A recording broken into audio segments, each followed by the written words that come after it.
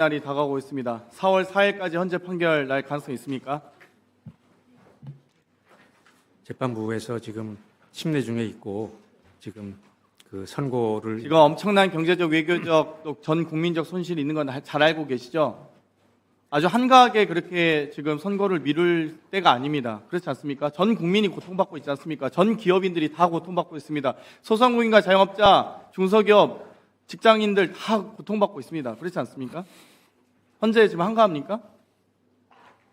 전 국가적 지금 관심사가 주요 사안 아닌가요? 맞습니까? 그건 동의하시죠? 예, 그렇습니다. 저는 지금 줄 내란 사태라고 좀 지적하고 싶은데요. 1차 내란을 윤석열, 김용현 내란 수괴들이 벌였고 2차 내란을 한덕수, 최상목 대행이 벌였고 3차 내란을 행여나 헌법소기관인 헌법재판소가 헌법재판관들에 의해서 하는 게 아닌가라는 깊은 우려를 가지고 있습니다. 지금 윤석열 내란 수괴에 대한 헌재 탄핵 심판이 법리적으로 어려운 게 아닙니다. 그렇지 않습니까? 국회에 군이 진입했습니다. 국가 기물이 헌법기관의 기물을 파손하고 진입했습니다. 의사장에 있는 의원들을 끌어내려고 지시했습니다. 내란 수괴가. 그러면 당연히 헌정질서 소의지가 없음을 입증한 겁니다. 그렇기 때문에 윤석열은 파면돼야 함이 마땅합니다. 그렇지 않습니까? 거기에 대한 의견 못 주시겠죠? 박근혜 탄핵 심판 선고는 11일 걸렸습니다. 노무현 대통령에 대한 탄핵 심판 선고는 14일 걸렸습니다. 지금 윤석열 내란 수괴 탄핵 심판 선고 34일째입니다. 어렵습니까, 법리가? 탄핵 소추안 가결 이후에 박근혜 탄핵 심판은 91일 걸렸습니다. 노무현 대통령에 대한 탄핵 심판 선고는 63일 걸렸습니다. 지금 107일까지 이렇게까지 걸릴 일입니까?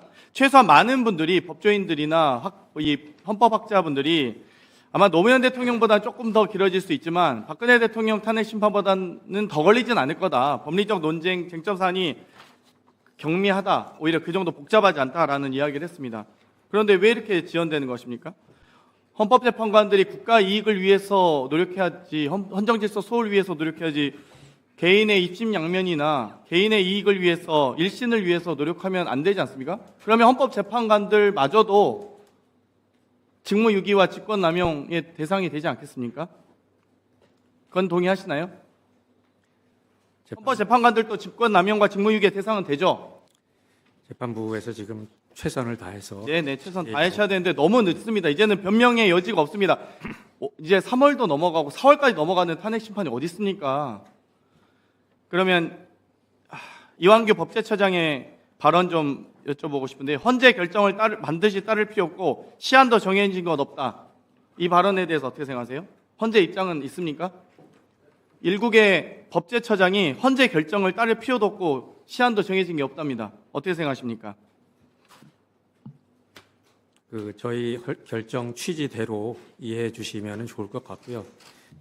그 발언에 대해서는 제가 뭐라고 코멘트할 입장은 아닌 것 같습니다. 헌법재판소법 제61조, 제66조에 의해서 헌재 판결은 모든 국가기관에 기속되고 심판 청구가 인용할 경우에 즉시 결정 취지에 따른 처분을 해야 한다가 헌재법 61조, 66조잖아요. 그렇죠? 그러면 이완규 법제처장의 이 발언, 문제 있는 발언 아닙니까? 거기에 대해서 헌재가 입장을 내셔야죠. 이완규 법제처장의 발언 부적절하다.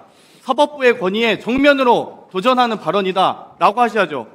그런데 더 심각한 문제는 이 국무회의에서 이 발언들에 대해서 이 해당 국무위원들이 법제처장과 비슷한 의견이었다라는 보도가 있습니다. 내란의 공범들이 버젓이 국무회의에 앉아가지고 국정운영에 가담하고 있는 겁니다. 이것은 사실상 추가 내란 행위를 하고 있는 것이고요. 내란이 지속 중임을 증명하는 겁니다. 그렇기 때문에 더더욱이나 더 빨리 헌재가 빠르게 선고 내주셔야 되지 않겠습니까?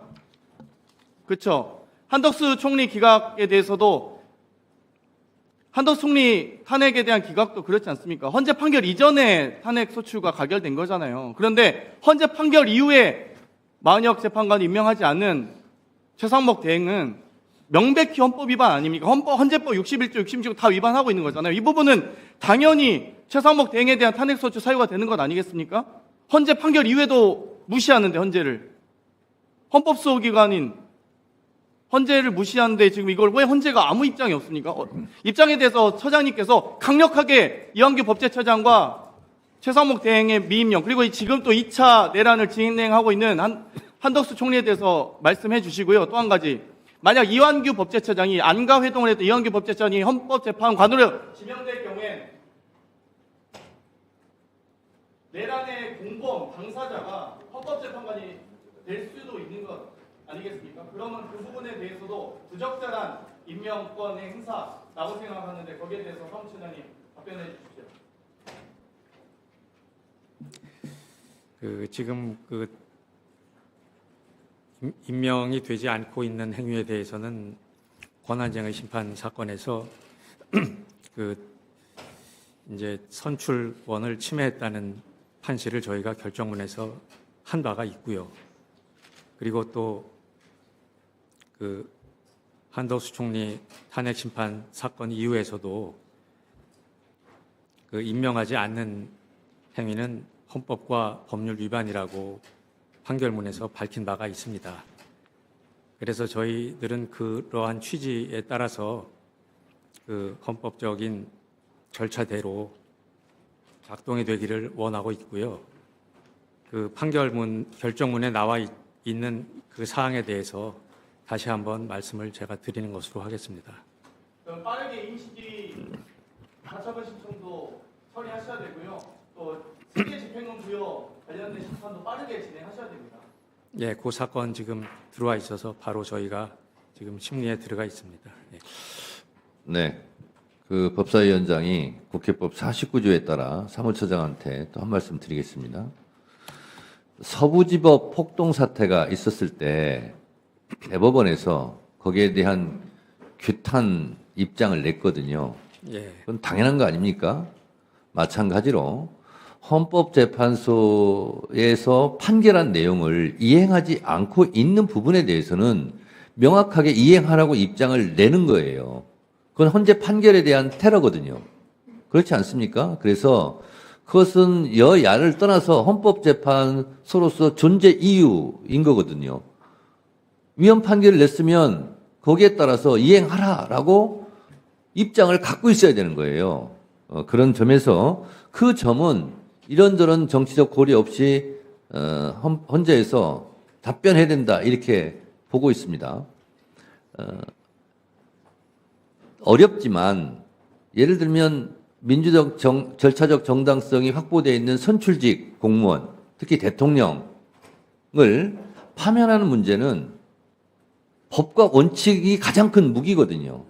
그래서 정치적으로 헌재 재판관들이 흔들리면 안 된다 하는 것이 헌법학자들의 의견 주장 아닙니까? 마찬가지로 헌법재판소는 누가 뭐라 해도 헌법재판소에서 위헌 판결을 했다, 어떤 판결을 했다, 그걸 지키지 않고 있다.